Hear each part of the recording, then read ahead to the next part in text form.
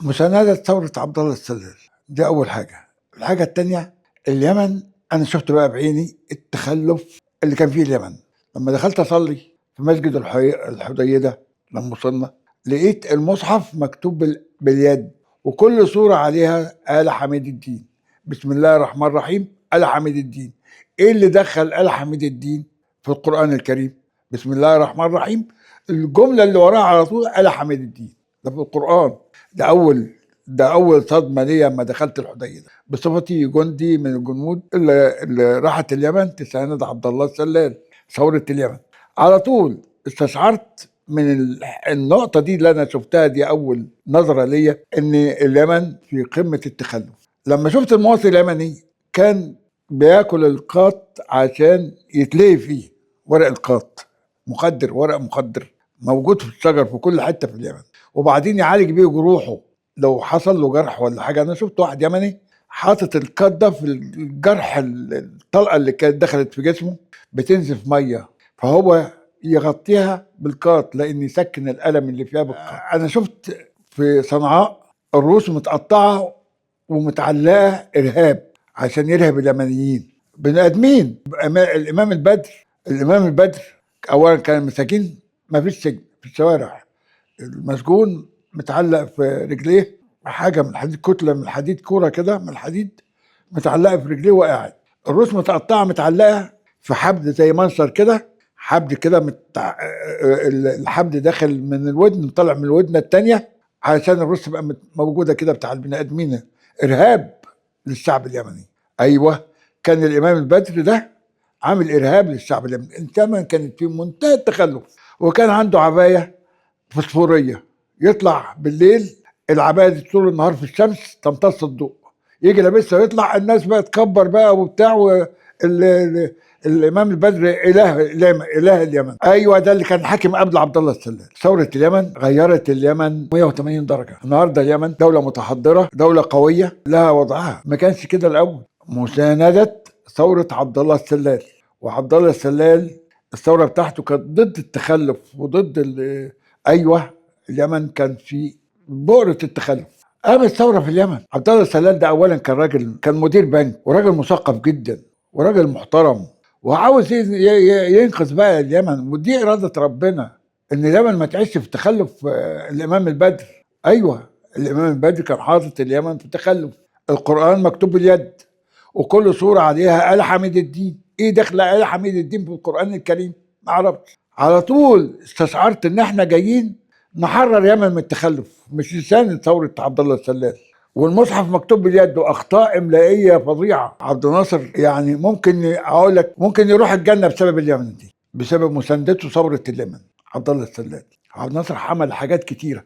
وعبد الناصر يعني الناس، يعني جماعه البنا اللي هم عمالين يطلعوا فيه القطط الفطسه، لا، عبد الناصر الثوره بتاعته قامت على حاجات كتير قوي. اول حاجه قبل ثوره عبد الناصر كان الناس تمشي حفاه في الارض، وجاء احمد حسين قال لك ارث ساغ من اجل الحفاه، اعلنها كده بصحف. ارث ساغ يعني حضرتك تشتري اي حاجه او تدفع اي حاجه، تدفع ارث ساغ عليها عشان الناس اللي كانت تمشي حافيه في الارض، برغم ان الصندل كان في الوقت ده ب 10 ساغ و15 قرش. هنا في مصر كانت لازم تمشي حافيه، وتروح تجيب خشب الشجر وتقطعه وتقعد توظف فيه كده لغايه اما تحول زي قبابه، وتجيب الجلد بتاع الكاوتشات اللي مرميه في الشارع دي بتاع العربيات، وطلعوا منها نساير عشان يعملوها اباقيب. اللي يقول لك يا ريت ايام الملك فاروق دامت. لا، الملك فاروق كان فيه واحتلال دايس على انفاس المصريين. عبد الناصر حرر مصر من الاحتلال اللي فيه، وكان لازم البلاد اللي حوالين، الدول اللي حوالين مصر، لازم عبد الناصر لو تحرر الدول دي في مصلحه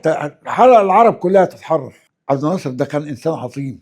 ركبنا المركب، والمركب خدتنا من الأدبية ودتنا الحديدة. ركبنا العربيات. أولا كان في الطريق اللي هو الحديدة صنعاء من أخطر الطرق وأوعرها في العالم، فيها وقت في الطريق ما تشوف وقعت فيه عربيات كتير. يعني في لواء بحاله كان اسمه لواء المسيري، ده وقع في جانب الطريق، كل العربيات اتعجنت باللي فيها. رحنا صنعاء بقى، كانت الروس متعلقة إرهاب للناس، كان إرهاب الشعب اليمني. عبد الناصر هيدخل الجنة بسبب مساندته حرب اليمن، ثورة اليمن، مساندته لعبد الله السلال. ما عملناش حاجة، احنا كل ما في الأمر ساندنا الثورة، وكنا بنساند الثوره. كان بيتضرب علينا نار وبنضرب نار، وفي زميل جنب مني اسمه طلبه ناصر سالم استشهد، الطلقه دخلت فيه. ايوه، كنا يعني حاربنا، وفي ناس كتيره ماتت من عندنا. ما اقدرش اقول قد ايه مات، لا مات كتير، مات كتير. طبعا وصلت الحكم، والنهارده اليمن بقى حاجه تانية، دوله محترمه اهي. ثوره عبد الله السلال غيرت اليمن، غيرت وجه الحياه في اليمن. لا نجحت ب 99% نجحت. نجحت في تغيير اليمن، ونجاح اليمن ده لمصلحة مصر ولمصلحة الأمة العربية في المنطقة. شوف يا سيدي، احنا كنا بنطارد كتايب أو العصابات اللي هي تبع الإمام البدري، وهو في فتنة حصلت، أشيع إن بعد ثورة اليمن، بعد ما نساند ثورة اليمن هنساند ثورة على السعودية، وثورة مش عارف على إيه على إيه. كل ده كان تسويف في عبد الناصر، لكن لا، عبد الناصر كان أعظم من كده بكتير قوي. وكانت جماعة البنا برضو من أساسيات الفتن. جماعة البنا ما كانتش ساكتة، هم من أول ما تكونوا سنة 28 وهم ضد مصر وضد أي مصلحة في مصر، لأن هم تبع الموساد. أيوة، جماعة الإخوان المسلمين من اللي جند حسن البنا. حسن البنا كان مدرس ابتدائي هنا في إسماعيلية، بياخد 4 جنيه. ارتفع مرتبه من 4 جنيه سنة 28 ل 400 جنيه مرة واحدة. ليه يا عم؟ قال لك عشان اعمل آه راح كون اول عصره من جماعه الاخوان، ضربوا قتلوا القاضي الخزندار احمد الخزندار اللي كان بيساند عرابي في ثوره عرابي، قتلوه. فجماعه الاخوان يعني هم اساسا مش مسلمين، اساسا عصابه كونها حسن البنا لضرب مصر. ومين حسن البنا؟ لما سأل عليه عباس العقاد، مش انا اللي سألت عليه، ده عباس العقاد نفسه الاديب الراحل مرحوم عباس العقاد، لما لقى الراجل ده بيقتل قال لك ازاي يعني واحد يقتل باسم الاسلام ازاي؟ فسأل على جذور له، ايه؟ من يهود المغرب. جد حسن البنا من يهود المغرب، وجاء مصر زي ما كانت اليهود تيجي مصر، وكانت الدنيا سداح مداح، وفتح محل ساعاتي في دمنهور. بعد كده جه حسن اللي هو بنا ابنه مدينه اسماعيليه، واشتغل مدرس فيها. هو ده اساس المصايب اللي حصلت في مصر، ادي حسن البنا. ما هم حسن البنا دي اللي مكون الاخوان المسلمين، اللي مكونه حسن البنا، اساس اللي مكونه حسن البنا. لا، حرب اليمن دي حاجه تانية. الاخوان المسلمين كانوا وظيفتهم يبوظوا اي حاجه. يعني هقول لك حاجه حصلت قدامي انا في ميدان المنشيه. انا كنت واقف وعبد الناصر بيخطب، لسه هيخطب، واحد ضرب عليه نار سنه 54.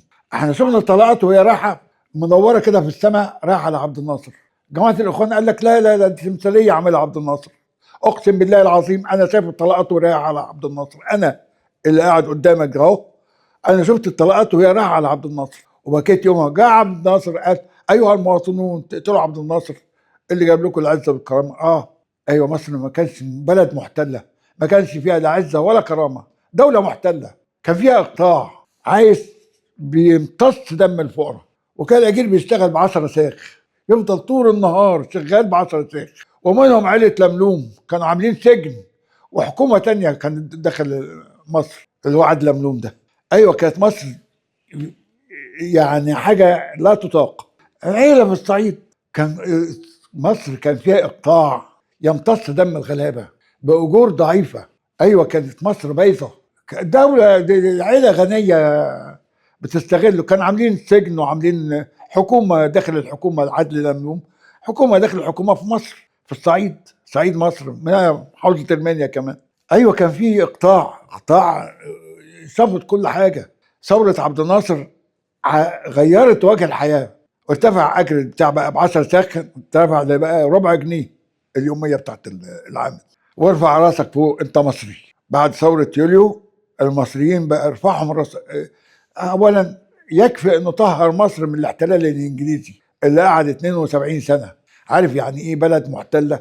يعني الملك يعني عشان يعمل حاجه لازم يستسمح المندوب السامي البريطاني. تغيير الحكومه لازم يتم بموافقه الانجليز. بلد محتله، بلطجي قاعد لك على باب بيتك يعد انفاسك. هو ده الاحتلال. كان حاكم سوريا شكر القواتلي، اتحدت سوريا مع مصر، حصل اتحاد اسمه بقت الجمهوريه العربيه المتحده، واتغنى بقى للاتحاد ده لغايه اما جاء بقى ابليس عمل فتنه، جات ناس تانية بوظت، لان مش معقول اليهود بتلعب، والاستعمار لا يمكن يخلي مصر تقوم أمة كويسة. وانفصلت سوريا عن مصر، وباظت الجمهورية. لما قامت ثورة اليمن بقيادة عبد الله السلال، كان في نصيحة قالت لعبد الناصر، يعني في حد نصح عبد الناصر قال له الحق ودي عوض اللي حصل مع سوريا، الخسارة اللي ودي قواتك، قوات رمزية اليمن تساند ثورة عبد الله السلال. ما هو انت قايم بثورة، الثورة دي لازم يبقى لها مساندة والا هتفشل. يعني النهارده اليمن بقت في صف مصر، الدول العربية لا ساندت ثورة القذافي لما قام في ليبيا، بقى القذافي ابن عبد الناصر. ما هو انت حدودك دي لازم تبقى معاك عشان ما تبوظلكش كل حاجه. هو النهارده السيسي بيعمل ايه؟ بكل الدول اللي على حدوده بعلاقه طيبه معاه ومساندات من السيسي للدول دي. كان في تهديد لمصر عشان يقطعوا النيل عن مصر، انت مش تابعت السياسه دي؟ طب ايه اللي عمله؟ راح السيسي حط قوات في الصومال لحمايه النيل. عبد الناصر بقى عشان برضه ما دام جبنا سيره النيل، كان الاول قبل السد العالي كانت الفيضان يغرق مصر، النيل يفيض يغرق مصر، النيل يجف الارض تتشقق وتحصل مجاعه، وكان من اخطر المجاعات اللي حصلت في العهد الفاطمي بسبب جفاف النيل. لما جاء عبد الناصر كان في حل ان للسد العالي ده، وكان المكت بتاع السد العالي ده ما اتقفل عليه في وزاره الاشغال من سنه 1926 السد العالي. فكره السد العالي في ورق من 1926 من عهد الملك فؤاد، لغايه اما اكتشفها بقى حلم عبد الناصر يبني السد العالي. السد العالي كان من اعظم انجازات عبد الناصر. مياه النيل اللي كانت بتغرق المصريين وتجوع المصريين والارض تتشقق لما النيل يجف، لا النهارده بقى في سد عالي وفي بحيره خزان السد العالي اللي هي بحيره ناصر. النهارده حاجه كبيره او حاجه عظيمه قوي. وبعد كده اتعمل حاجات تانية عشان اي فيضان من النيل يتخزن فيها. كنا بنحارب بقى ونطلع على الجبال اللي حوالين صنعاء، جبل اسمه جحانه، منطقه اسمها منطقه جحانه، طهرناها برضو من اتباع الامام اللي هو كان حاكم اليمن. واستشهد جنب مني زميل ليا اسمه طلبه نصر سالم من بنها، يعني الطلقه اللي كانت داخله على الطلبه ده كانت ممكن تدخل عليا انا وابقى بخبر كان دلوقتي. مش الجبل اليمن دي عباره عن جبال، مرتفعات ومنخفضات، طبيعه اليمن كده. الجبال دي كان انت لما تحكم تمسك حاجه عاليه بتبقى سيطرت على كل اللي حواليها. فكنا بنحارب مرتزقه، كنا مسمينهم المرتزقه، اليمنيين مرتزقه، لان كانوا بيتمولوا من خارج اليمن عشان يستنزفوا المصريين، يستنزف عبد الناصر. انا اصريت، كان الجبل ده عليه بيت، فانا اصريت اوصل للبيت ده. كان تسليحي مدفع جرنوف. احنا بنحتل الجبال دي ليه؟ كان بيبقى عليها ناس متمردين تبع الامام البدري. ما احنا بنساند عبد الله السلال، والامام البدري عاوز يستمر في حكم اليمن ليه اعوانه، وفي نفس الوقت في دول تانية بتساند الراجل البدري ده علشان خايفين لعبد الناصر يتوغل عليهم هم كمان. لكن هي الحقيقه ان كانت ان عبد الله السلال طلب مسانده مصر، اللي هو قام بالثوره فطلب مسانده مصر. وفي بدايه الامر احنا كنا موديين قوات رمزيه، عبد الناصر كان مودي قوات رمزيه. جات القوات الرمزيه دي ابيدت، تم ابادتها، خلاص بقى دخلت القوات بقى بتاعت عبد الناصر وساند، ونجح عبد الله السلال في تحرير اليمن من الامام البدر وتخلف البدر. احنا لما وصلنا صنعاء ما قعدناش في صنعاء، احتلينا القمم، الجبال اللي قريبه من صنعاء. من ضمن كان منطقه اسمها منطقه جحانه دخلناها. في قوات تانية راحت مناطق تانية. ما هو مش احنا بس، قوات برضو تبعنا، بس انا بتكلم على اللي هو بتاعي اللي انا كنت فيه. الفريق المرتجي ده كان رئيس عمليات الفرقه الثانيه المشاه، وانا كنت تبع اللي هو الاول المشاه والكتيبه الاولى المشاه.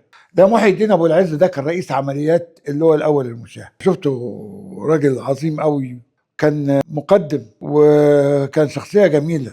محي الدين ابو العز هو كان تقريبا تبع الصف الثاني من ضباط الثوره، وكان عبد الفتاح العسوي برضه قائد الكتيبه كان من الصف الثاني للثوره. احنا ما دخلناش صنعاء نفسها، احنا دخلنا حته اسمها جحانه بس قريبه من صنعاء يعني على، فكان عليها يمنيين، طهرناها من اليمنيين اللي عليها المتمردين اللي عليها اللي هم تبع الامام البدر، وقعدنا فيها مكانهم. قعدنا فيها زي انت بتطهر حاجه وتقعد مكانه. احتلينا على الجبال دي، كان بيتضرب علينا نار، فنقوم نعمل حاجه اسمها متراس، نجيب الحجاره ونرصها بحيث نتضرب فيها تبقى وقايه، تيجي الطلقه فيها. فمن ضمن يعني انا كنت في الوقت ده كان دار مجموعه، فعاوز اعمل متراس نحتمي فيه للمجموعه بتاعتي. فنزلت ولد اسمه مدبولي هاشم حربي وولد التاني اسمه محمود الشيخ عشان يجيبوا حجاره من تحت، فلقوا جثث مكان الحجاره والدلمه ضلمه بيحسبوها حجر، فلقوا جثه متفحمه. فاحنا كده يعني هنبقى في الهواء وهنتضرب. فنزلت انا بعد ما شتمتهم وبتاع، نزلت لقيت فعلا الجثث بس لقيت في حجر جنبيها. ما هو انا لازم ارفع معنويات الطقم اللي معايا. طلعت واخد الحجر وطلعت عشان اوريهم ان مفيش حاجه والامور تمشي، عشان ما نبقاش مرعوبين كلنا. يعني وانت قائد لو سلمت نفسك للرعب مش هتعمل حاجه. المسؤوليه تقدر يعني تتحتم عليك انك تكون قوي رغم الخوف اللي جوايا ورغم الرعب اللي كان ماسكني، لكن لازم اتماسك عشان خاطر دول ما يتهزموش نفسيا. هي دي المسؤوليه بتاعت القياده، انك انت تمسك نفسك عشان اللي انت بتديهم الاوامر دول او اللي بتشغلهم معاك ما يبقاش يبقى اقوياء معاك يساندوك. يعني انا بعد ما خدت الحجر وطلعت عشان نعمل مترس قلت له انت كذاب. قال لي شفت؟ قلت له لا ما فيش حاجه، انت وهم. وانا شايف الجثث فعلا متفحمه، بس لازم اعمل اللي انا بعمله ده عشان خاطر ما نضحش كلنا ونبقى مخوخين. هي دي القياده، وهو احتمينا فيه لغايه وزعوا علينا بقى كل حكم دار جماعه ياخد الورق والتعليمات، انت مكانك وشمالك فلان ويمينك فلان وكده، عشان وهجمنا. لاحظت بقى ان انا كنت ماسك جماعه جورونوف ومركز النيران على البيت الجبل اللي قدام اللي عليه البيت ده لغايه اما وصلت له. ابتديت الجبل كان فيه الجماعه اليمنيين اللي كانوا موجودين كانوا حاطين صفيحه على نار بيسوقوا فيها لحمه، طبعا ما رميناها باللحمه اللي فيها. جاء البيت اللي فوق الجبل ده كان موقع حلو لضرب النار، مفتوح من كل ناحيه، تحط فيه المدافع بتاعتنا مدافع الجرنوف، وعشان نبقى في حاميين نفسنا. حتى جاء مدحت دبوس اللي هو قائد السريه قال لي خلي اعمل لي مكان معاك. لا ما كانش في حد بقى، هم خلاص انت استوليت على المكان اللي ممكن هم كانوا يضربوك منه. هم هربوا بقى، اللي مات وهم بيجرجروا بعض، اللي مات بياخدوه ويدفنوه هم. يعني مش على طول مش زينا، ما احنا برضه بيموت عندنا ناس. قلت لك طلبه نصر سالم شوش جنب مني المجموعه ولما جت الاسعاف الاسعاف انفجر فيها اللغم، لان هم كانوا بيحاربونا بكل حاجه، حاطين لنا الغام في الارض وحاجات يعني لو على حساباتهم هم، لكن ربنا فوق سترنا، هم حاطين لنا كل حاجه عشان يقضوا علينا. الغام في الارض وطلقات من اليمنيين اللي هم تبع البدر، لكن الحمد لله اللي مات واللي عاش. انا كنت من ضمن الناس اللي عاش. لا احنا ما رحناش ورجعنا، انا بس طلعت رديف من هناك، رديف يعني طلع من الجيش، خلصت مدتي في اليمن.